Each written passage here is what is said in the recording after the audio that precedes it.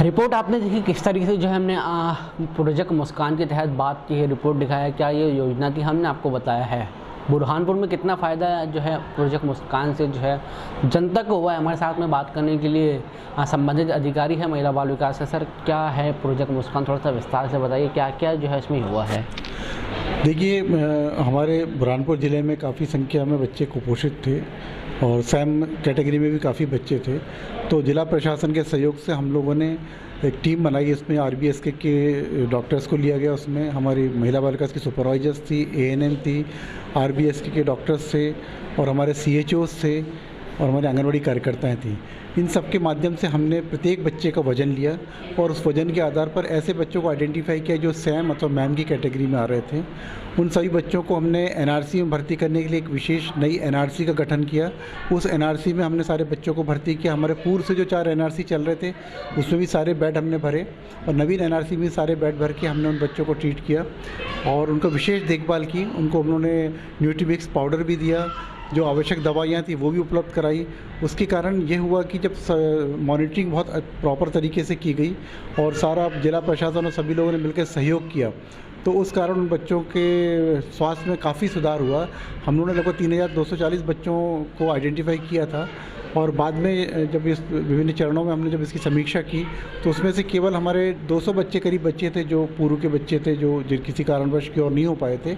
इसमें ऐसे भी बच्चे आइडेंटिफाई हुए थे जिनके दिल में छेद था या फिर CP वाले बच्चे, तो उनको भी हमने आइडेंटिफाई करके उनको जो भी यथायोग्य जो सुविधाएं दी जानी चाहिए थी, जो इलाज किया जाना चाहिए था वो किया और बच्चों को काफ़ी फ़ायदा हुआ उसमें। ज़िले की बात करें तो लगभग कितना आंकड़ा ये पहुँच चुका है, कितने लोगों के लाभान्वित हुए हैं? इसमें लगभग 3240 बच्चों को आइडेंटिफाई किया गया था उस समय। और कुपोषण एक ऐसी चीज़ है कि बच्चे अगर बीमार पड़ते हैं तो उनका वज़न तत्काल कम हो जाता है, एकदम से बच्चे सैम या मैम में आ जाते हैं। तो लगातार चलने वाली एक प्रक्रिया है, तो हम लोग इस पर लगातार काम कर रहे हैं।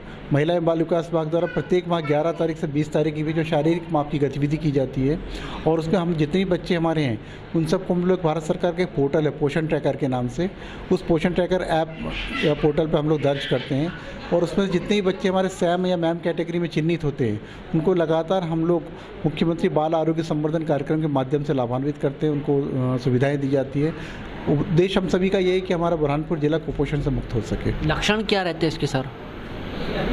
इसमें बच्चे के जो लक्षण है उसके हिसाब से बच्चे का वजन बढ़ना बंद हो जाता है या उसकी ऊंचाई बढ़नी बंद हो जाती है।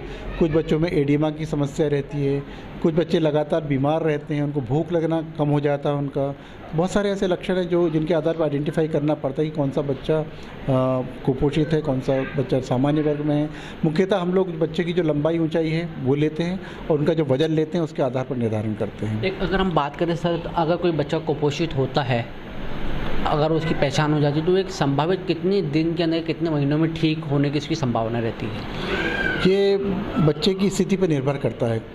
कुछ बच्चा अगर बहुत ज़्यादा कुपोषित है, बहुत ज़्यादा सैम कैटेगरी में है, अति कुपोषित श्रेणी में आ रहा है तो उसको थोड़ा सा अधिक समय लग सकता है। वरना बच्चे का जो रिकवरी है, हम जब NRC में भर्ती करते हैं 14 दिन के लिए तो तभी से बच्चे की रिकवरी शुरू हो जाती है, जो कि लगभग 3 महीने में बच्चा रिकवर हो जाता है, पूरी तरह से हो जाता है। और बहुत शुक्रिया सर हमसे बात करने के लिए। तो ये महिला बाल विकास के अधिकारी थे, इनसे हमने बात की है किस तरीके से जो क्या लक्षण रहते हैं हमने आपको बताया है। इसी तरह की तमाम बड़ी खबरों के लिए बने रहे BNC न्यूज़ के साथ। BNC न्यूज़ के लिए कैमरा पर्सन मोहम्मद अनस के साथ मैं दानिश अदा खान, BNC मीडिया बुरहानपुर।